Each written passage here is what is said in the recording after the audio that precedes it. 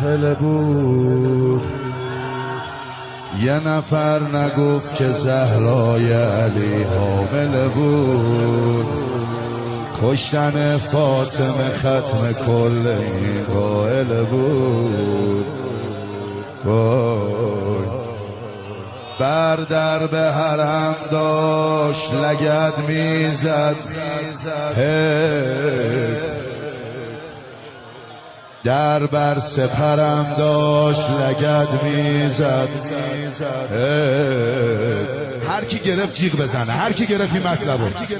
در بین لگدها لگدی کش مرا، محسن پسرم داشت لگد میزد. آرام زهرا